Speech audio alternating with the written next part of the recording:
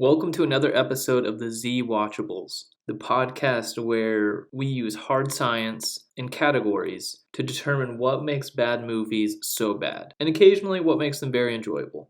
I'm your host, Ryan Webb, and during this episode we will be discussing the 1987 movie Blood Rage. Blood Rage. I'm gonna crawl through there. Make it back out of here. Underground, so we dig in the dirt. Like worms. Blood Rage was released on May 1st, 1987, with a runtime of 82 minutes, and I was unable to find what budget this movie had. But if I were to guess, I would say $17, and it's actually rather impressive what they're able to do with that $17. John Grissmer, the director, really knew how to make a dollar stretch. So, directed by John Grissmer, it was written by Bruce Rubin under the pen name Richard Lambden. Bruce really showed some forethought in using a pen name for this movie. Blood Rage stars Louise Lasser, Mark Soper, and Julie Gordon. Before we get into the categories and really start discussing this movie at length, two things. We're going to get to a plot summary. And first, I'd like to note that this movie and the past two movies that we've discussed were viewed by me in the ideal setting. Now, the ideal setting is very late at night, somewhat inebriated, where you can really just let the movie wash over you, and that's when these movies are at their best. So, viewed it very late at night, and then it's viewed again. It was viewed again during the day, taking a much more critical, analytical perspective on it. Plot summary of Blood Rage. It opens in 1974 in Jacksonville, Florida, which this is the second movie in 2 weeks that we've done that's been based in northern Florida. I've been putting in work. You must feel for me. Also, not a bad idea to base a horror movie in northern Florida. All you really have to do is set up the camera and just have these North Florida folks do their thing. And you can step back and watch crazy shit happen. So, 1974, Florida, drive-in. We see two boys who are seemingly asleep in the back of a station wagon. They are twin brothers, Terry and Todd. As their mother, played by Louise Lasser, makes out with some mustachioed man in a god-awful shirt, the twins sneak out of the car. Todd commits a gruesome act of murder with a hatchet and then frames Todd for the killing. We jump ahead 10 years as Maddie, the twins' mother, goes to visit Todd at the psychiatric hospital on Thanksgiving Day. In these 10 years, when we see Todd, I think he's aged 30 years. And although he's been catatonic for those 10 years, he's beginning to speak and regain his memory of that fateful night at the drive-in. His mother, however, will hear none of it, and she leaves. Later that night, during a Thanksgiving dinner, Maddie receives a phone call informing her that Todd has escaped. She tells Terry, who wastes no time in wasting several of the residents of the sprawling apartment complex where they live. You know, we see a bunch of, in classic slasher fashion, we see a bunch of deaths that are actually impressive in this movie. And the movie's climax comes at the apartment complex's swimming pool, where Todd and Terry have it out. But before the twins can do any real damage to each other, Terry is shot by his mother. But it is revealed that Maddie thought she was shooting Todd, and all of the horrible events of the night become too much for her to bear, and she shoots herself. Todd is shocked. Then sirens are heard in the distance before we cut to black. And that is Blood Rage. I do have to say, both times I watched it, especially the first time, given the circumstances, not bad. Not bad. So the drunken night, tons of fun. Sober during the day. This movie has its strong points, and most of them are in the special effects of the deaths and just the concept of the movie. And Louise Lasser. Her acting, although over the wall, is perfect for the role and really elevates the movie. So it struggles in execution, which I think can be credited to its $17 budget, but the concepts are strong. I will give it that. But, it still has its warts, of course. So worst quote, first category. The first line given in the movie is, "I like Trojans," speaking of the condoms. I like Trojans. In a vacuum, not a bad quote. For the first line of dialogue in your movie to be, "I like Trojans," I don't know if you're putting your best foot forward there. Although I do have a hypothesis about that line, where maybe by saying I like Trojans as the first line, with people thinking that they're going to see a slasher film, they're actually creating a Trojan horse here that you think you're seeing a Z-rated horror movie. What you're actually seeing is a psychological drama, Oedipal complex. It's a theory. I like Trojans. First line, first nominee for worst quote. Second nominee, it's not cranberry sauce. This is what Terry says when he licks blood off of his shirt at one scene to Karen, played by Julie Gordon, when he has just murdered another person. And then he proceeds to say it 3 more times. So once again, on its own, not a bad line. It's not cranberry sauce. He's referring to the blood.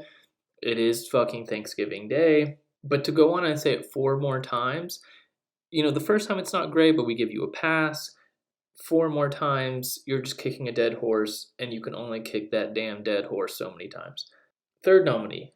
2 guys, 2 girls are hanging out in an apartment. The guys are playing video games. The women are back on the couch, and the boys are paying them no mind. One of the boys asks them what they're talking about back there. Andrea says, talking about the bad old days, when guys were horny all the time. Well, sure, just talking about the bad old days when guys were horny all the time. This movie was so obviously written by a man, Bruce Rubin, because all of the women in this movie are so down to fuck. All the time, there's a psycho killer on the loose, and they are just down to clown at a moment's notice. Jumping guys left and right, that's a man's fantasy. Killers on the loose, girls trying to bone you constantly. There is another line where Andrea has been babysitting for a single mother who has been out on a date. She comes home with her date. Andrea leaves. The man, who we'll get to later, Bill, the character, is hanging out in the living room. The single mother goes back to her baby. The baby's crying, and she says, "Oh, baby, it's going to be okay. Mama's going to get you a rich daddy." Not a horrible quote. But the worst one, it having been said 5 times during the course of the movie, has to be, it's not cranberry sauce. It's not cranberry sauce. This movie is about 2 twins. Terry, the evil twin, and Todd, the good twin. Terry frames Todd for a murder that Terry committed. This causes Todd to spend 10 years in a psychiatric hospital. All the while, Terry, the evil twin, is allowed to live among society. In this new category, we tried to determine why the fuck the people in society did not find out that Terry was the evil twin. So the category created for this movie is called How to Tell If Someone is the Evil Twin. And all of the nominees were things that Terry did during the movie. Number 1, how to tell if someone is an evil twin. He has the wispy blonde hair of an 80s douchebag, combed in the most douchebag of douchebaggy ways. Nominee number 2, he wears a tie with a popped collar. Clearly an evil twin. Next nominee, he wants to fuck his mother. I think historically, that is an indication that someone has some serious psychological problems. Next nominee, 90% of Terry's shirts don't have sleeves. He doesn't drink. And the last nominee is he showers in his underpants. I'm going to say anyone that showers in his underpants, you can probably assume that they're the evil twin. So that wins our new category. Next category, most unwatchable scene. We've got a couple of them. Once again, there's some real potential, which we will get to later, but there are also some scenes that are fucking difficult to watch with your eyeballs. First nominee. This is in the beginning of the movie when we jump ahead 10 years and we see Maddie go to the psychiatric hospital to visit Todd for the first time. Not only does this scene, I think there had to be some issues with the sound recording because they couldn't get any audio from the doctor that Maddie is talking to. They just had the doctor do a voiceover in post-production, which is very jarring. But anyway, so we have Maddie here visiting Todd. It's Thanksgiving Day. Todd is 45 years old, even though I think he's supposed to be like 20. She hands him a piece of pumpkin pie, and he proceeds to just squeeze that pumpkin pie with his hands, and we see it oozing between his fingers. A little much. How can you? Pumpkin pie is my favorite. You can't be treating pumpkin pie that way. So that scene's definitely a nominee. Directly from the hospital scene, we cut to. We don't even know where we are. There's no establishing shot, but we cut to faces of people laughing maniacally.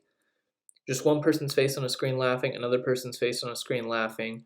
What we are later to realize once we pull out is that this is at Maddie's dinner table while they're having Thanksgiving dinner, and someone says, "Yes, that's a funny joke." So we never hear the joke. We never know why they're laughing, but we're just given these giant faces on screen, laughing insanely. Third nominee, Maddie, who once again is played by Louise Lasser, who has had a pretty famous, albeit controversial, acting career. Must have been at a low point in 1983 when this movie was filmed. But after Thanksgiving dinner, they have learned that Todd has escaped from the hospital. Her soon to be husband has left. Terry, the evil twin, has left. She's home alone. She is sitting on the floor of the kitchen with all the Thanksgiving food out from the refrigerator and shoveling handfuls of green beans into her face. I get it, we've all been there. No judgment, but that is a practice best done alone and not with an audience. Bill, who is the date of the single mother. Bill is maybe the biggest dork that has ever appeared on screen in cinematic history, while the hot single mother, who, like every woman in this film, is about to ride him all night long, is in the next room. Bill is sipping coconut liqueur from a thimble-sized cap. I don't know why it's there. I wish it wasn't. I will have nightmares from that scene, not from any of the murder scenes. But a man drinking coconut liqueur from a thimble is too surreal for me. We have two more nominees. Towards the end of the film, Maddie has been left at home most of the night. She's proceeded to eat handfuls of green beans. She's gotten wasted on wine. It is Thanksgiving after all. I don't know why everyone's not asleep in this movie. This movie never should have happened. Once you eat Thanksgiving, everyone should have taken an enormous nap and no one would have died. If this was true to life at all, what the fuck were these people thinking having it on Thanksgiving? Maybe one of the least productive holidays of all time. And your urge to kill really dissipates when you have a full tummy. Anyways, Maddie's been left alone. Into the film. She finally ventures out of the apartment to try to get help from her soon-to-be husband, Brad, who is the apartment complex's manager. Brad was killed. He was the first kill in this movie. And we'll get to that kill scene because it was actually pretty cool and had some very clever symbols and hints and Easter eggs during that kill. But he's dead. His office is covered in blood. He's been dead for some time. Maddie goes to the window and is banging on the window for his help. This room, a massacre has been committed in this room. Blood is everywhere. And she has no idea why he's not answering her. And she walks in to the office and is still trying to talk to him and get his help. Yes, Maddie is a very unstable character, but anybody, a blind person, could have seen the blood in this room. That was an unwatchable scene. And then this is an honorable mention, but maybe one of my favorites is Karen, one of the women in this film, is taking care of the baby of the single woman because, of course, the single woman was also murdered, like most people. She carries the baby out of the apartment. Then we cut to a long shot of her running through a field with the baby. We don't see the baby, of course, because the baby has turned into basically a 4-foot-long 2x4 and is covered in a blanket, but it is the stiffest, longest, what is supposed to be a baby I've ever seen. That part was pretty fun. Out of all these nominees, the most unwatchable scene has to be when Maddie is shoveling green beans into her face. So that wins the most unwatchable scene. What caged the best? Would Nick Cage make this movie better? And what role would he play? He could have played the stepdad, Brad King. He really wasn't bad, though.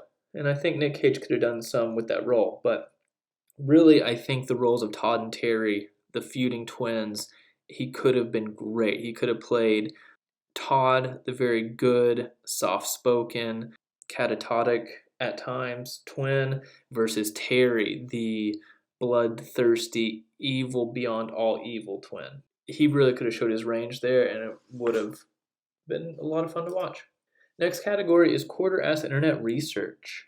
The first one, this is a fun one. We had mentioned the Trojan line earlier. We open at a drive and a kid is buying condoms off of a kid with a jacket full of condoms. Condom Man, the kid with the jacket full of condoms, is actually Ted Raimi, who is Sam Raimi's younger brother. This movie we had mentioned it wasn't released until 1987, but it was actually shot in 1983 in Jacksonville, Florida. This movie had several titles.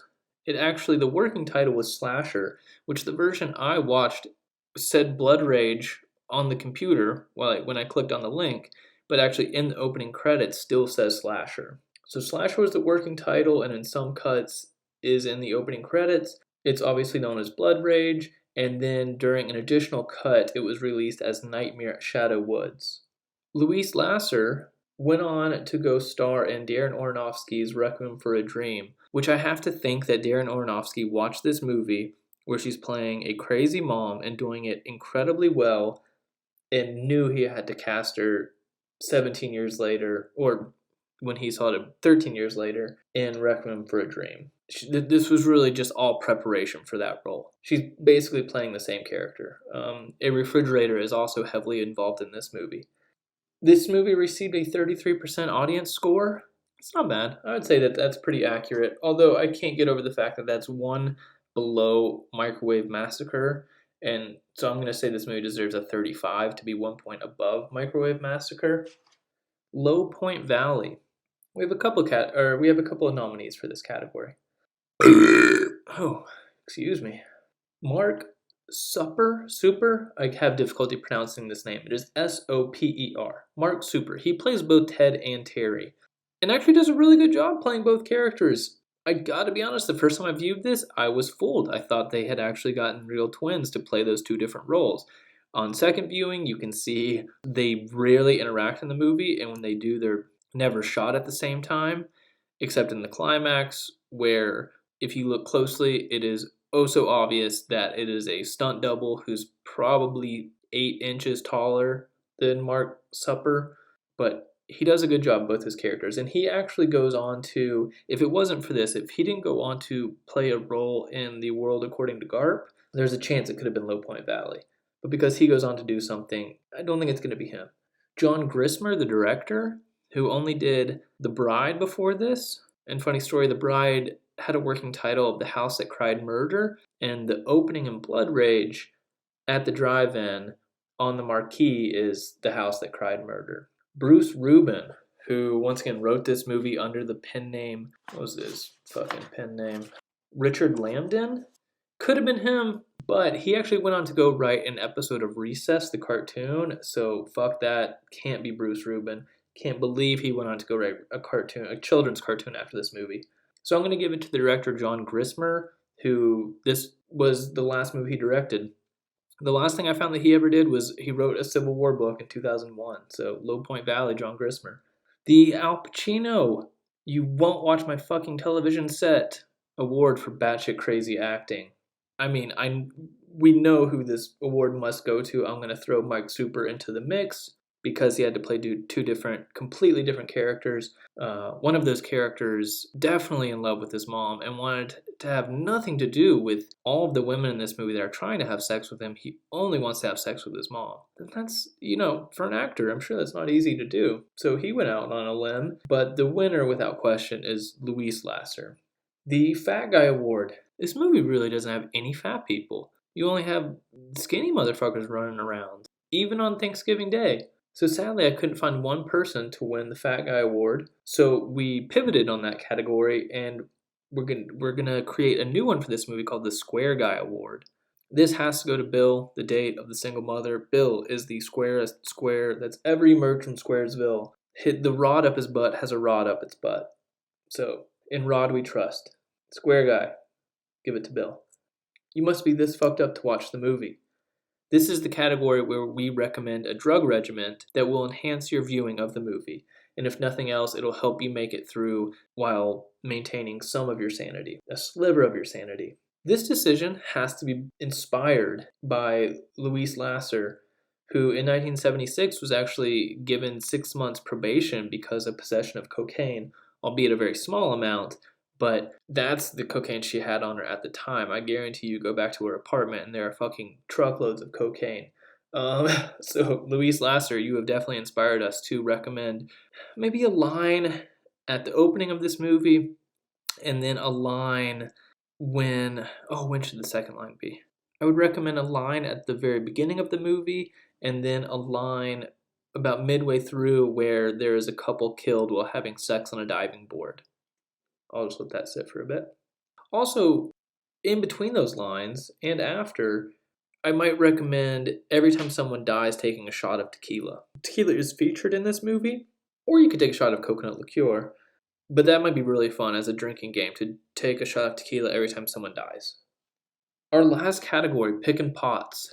This is kind of why we do this thing. We know these Z movies are awful, but it takes brave souls out there to go through and try to find the needles in the haystacks, putting in the time, putting in the work to watch these pieces of shit and try to glean from them something of worth, something of value. And I am here to say on record that Blood Rage actually has a lot to offer. We mentioned Louise Lasser's acting. She went on to have a very big role in Requiem for a Dream, a very notable and famous role. She was Woody Allen's second wife and was in a hit show called Mary Hartman, Mary Hartman. So good on her. It was nice of her to do this movie. Made the movie a lot better, I thought. So we mentioned the acting. We mentioned the concept. Very strong concept. Good twin, evil twin. That's not super new. We saw that in Brian De Palma's Sisters, and it's been done in several stories, but in the slasher genre, I think this is a concept that really works, and it's disturbing. Also, it seems like The Simpsons in Treehouse of Horror 7, the segment The Thing and I, where Bart's twin is locked in the attic thinking it's his evil twin when really Bart was the evil twin all along. That's always been one of my favorite segments of all time with, what's the evil twin's name? Hugo. And now I know that they ripped that entire idea right from this movie. I'd say one of the potentials is this movie's opening. Just the fact that it comes in on a drive-in. We see a slew of characters buying condoms from condom man, smoking weed on the hood of their car, making out in their car. This movie's self-awareness is very strong. It knows exactly what it is. It's not going for anything more. It knows it's a drive-in movie for teenagers to make out to and smoke weed to. That's what it's all about. It kind of embraces that, and I think that is to the movie's benefit. The score is not bad. There's some times, especially at the end, where it changes and goes into very melancholic, only to go back into its very driving, scary score again, which is very effective. All the murder scenes, from the first murder with the hatchet, where we see a naked man's face get cut up, has some decent special effects. We also not only do the murder scenes look good, but once again, this movie, knowing what it is, what it's trying to achieve, what people want to see when they view a movie like this, it does not hesitate or waste any time in getting to killing people. First murder's at the drive-in.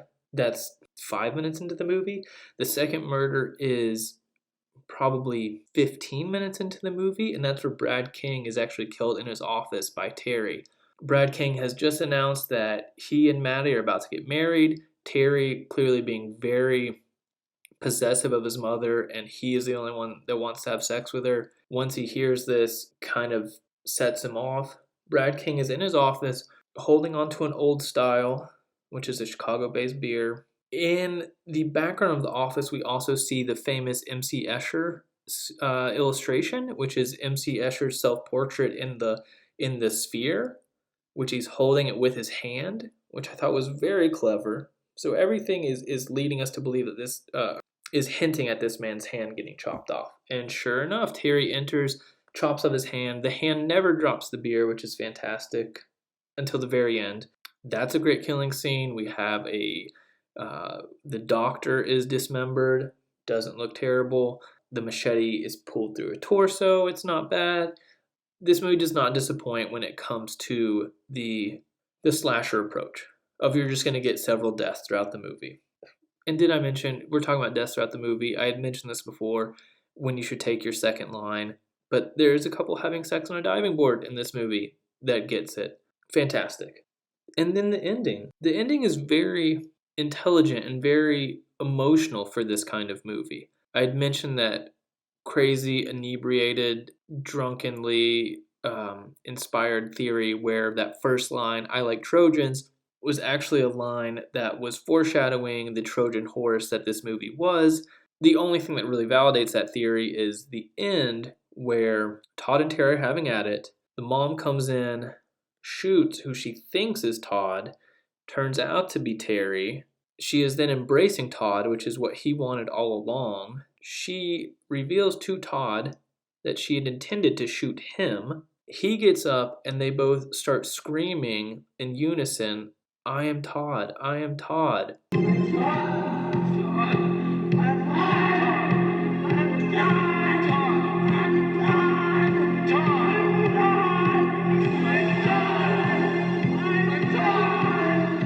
Really selling it. It's also occurring in an indoor pool, and so not only are they screaming it in unison, but then you also have that echo effect happening. And with an actor like Luis Lacer delivering those lines, it is actually emotionally intense. And it really becomes too much for her, and then she actually shoots herself, and then we hear sirens. So, in a genre where we get a lot of shitty endings, I thought that ending was very effective and was very good. And had it been another movie, that could be a great ending. So Pickin' Pots, Blood Rage. I would actually recommend this movie. Once again, I would recommend it with maybe some drugs in your system, but to each their own.